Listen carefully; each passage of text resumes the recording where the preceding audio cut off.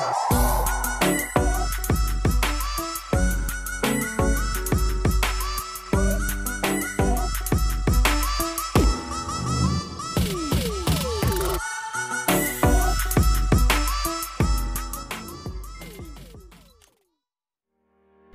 so far we've concentrated sort of on how simple a camera is, but did you know that there's thousands of ways to make a camera? Like, people have already come up with thousands of ways to make a camera.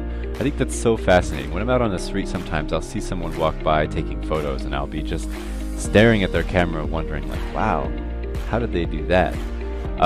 Maybe it's just a sign that I'm a photographer, or maybe that I'm a nerd, but I don't know. I think I share that with a lot of people out there. In this lesson, we're going to talk about some of the different types of cameras that there are out there, some of the types that have been used in the past, the ones that are being used now. So stay tuned for that. Let's get started though, and start with the grandparent of these two cameras here. I started with a cell phone with a digital camera in it and a Nikon DSLR, but these cameras have a great-great-great-great-grandmother, and her name is the Pinhole Camera. This right here is a Pinhole Camera. We've talked about the Pinhole Camera a little bit when we talked about the history of the camera. Basically, there's just a little tiny pinhole, like a little poke right there, and probably in a piece of metal that they've put inside. They have this paper spread around in the back of this oatmeal box.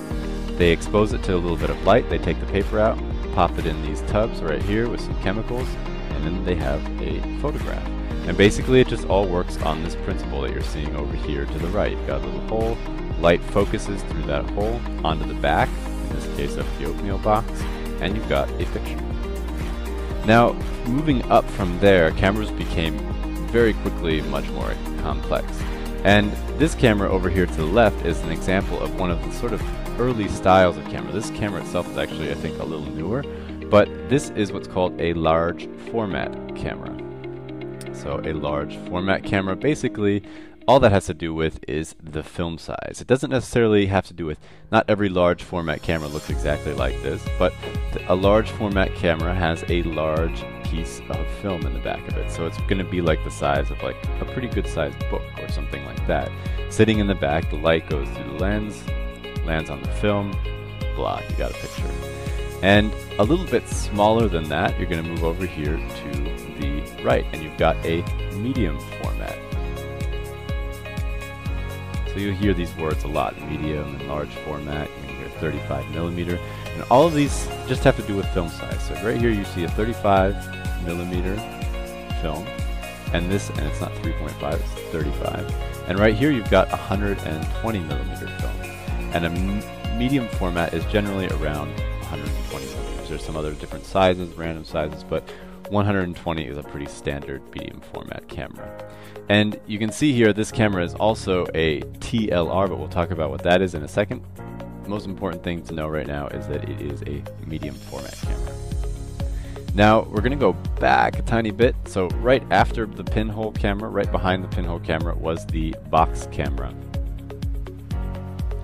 And the box camera is basically just a little tiny lens on the front of a box, and they're probably like something like two spools of film right here, or one where the film is coming from and one where it is going. Back here somewhere the film just kind of goes in a big horseshoe shape like that, and back here somewhere there's a spot where the film is sort of flattened, and the light goes through, boing, shoots onto the film, and you've got a picture. And then when you're done, advance it.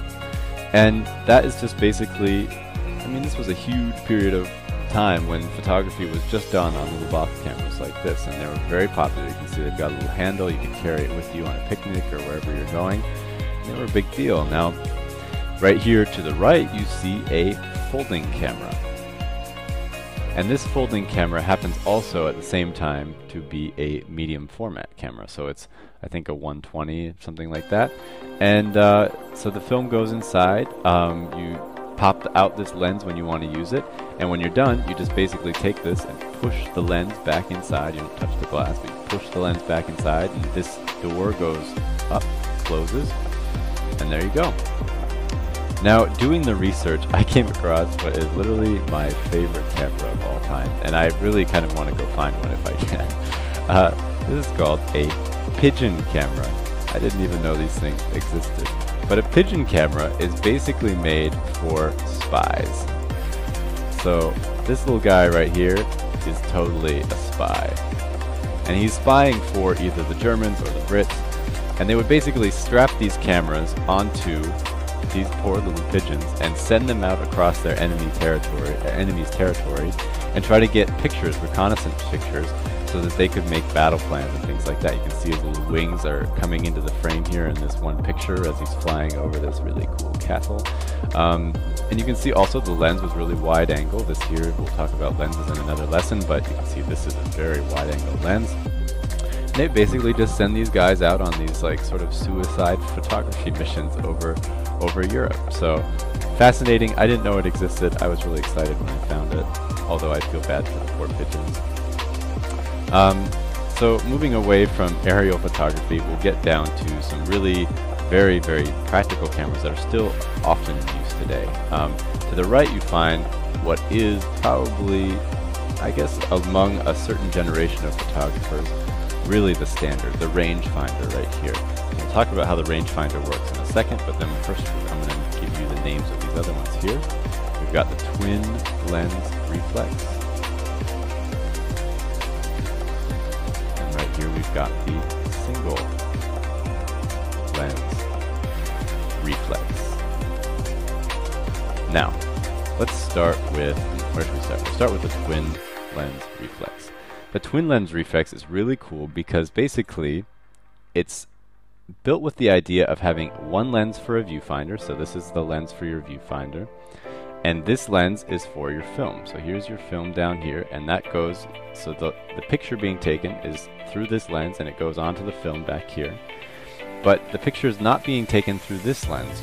Through this lens, you're just getting the image. It's kind of giving you a preview, trying to give you the same image that this lens is giving you. And the person using the camera standing sort of above it, you're like holding it like on your stomach maybe, looking down into here. And you can see on the bottom of this, we can't see it, but the person holding the camera can see a little viewfinder. It's like sort of like the screen on a digital camera, pointing up towards you, so it's flat, and you're looking down on it.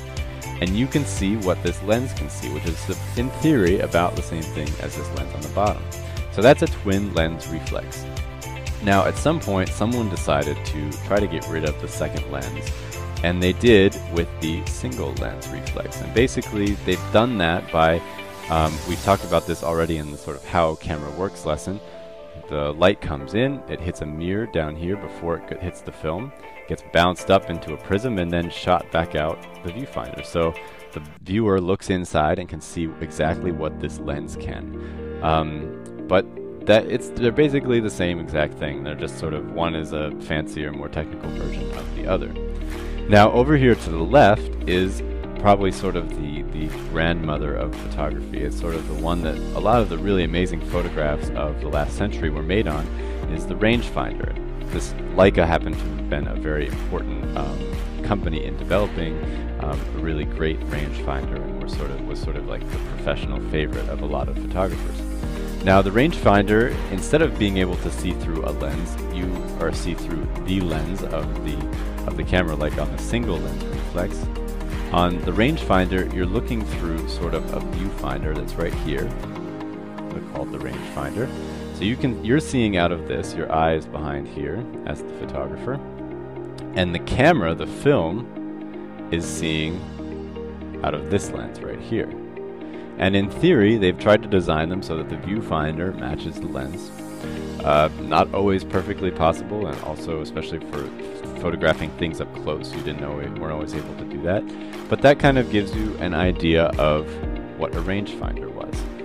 These are still in use, and a lot of people buy them and use them, but they're not quite as popular as the single lens reflex, reflex, which has really kind of taken over as one of the sort of among professionals, really the camera to use. Now, most people are going to have the option between basically two types of cameras.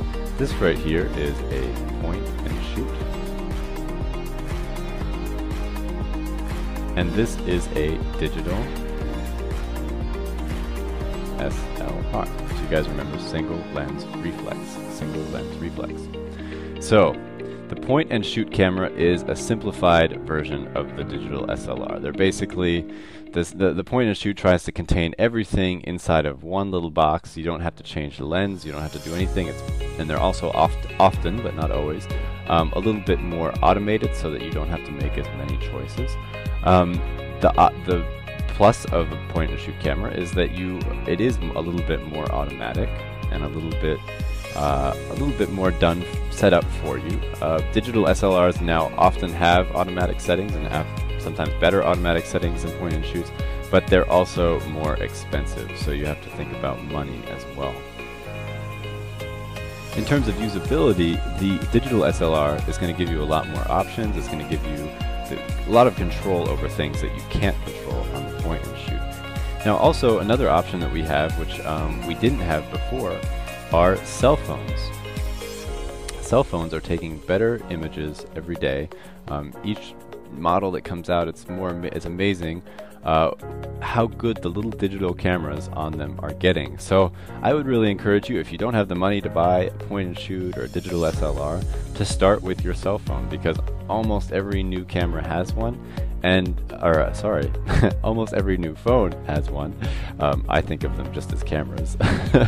But pretty much every cell phone has a camera on it now, and it's a great way to practice. I use mine as a notebook all the time. Alright, so that was your introduction to all the different types of cameras that there are out there. In the next lesson, we're going to talk about how to pick out a good digital camera. This is mostly a digital class, so we're going to show you how to do that.